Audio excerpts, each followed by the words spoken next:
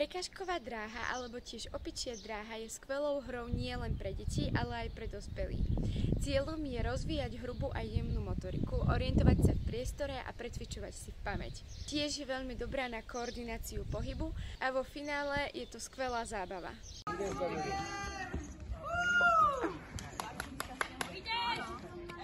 Na túto hru budeme potrebovať dostatočne veľký priestor a veci, z ktorých opičiu dráhu vytvoríme. Teda sú to veci, ktoré sa dajú preliezať, podliezať, po ktorých sa dá chodiť, alebo cez ktoré vieme prejsť, ktorými sa dá hádzať a tiež do ktorými sa dá hádzať.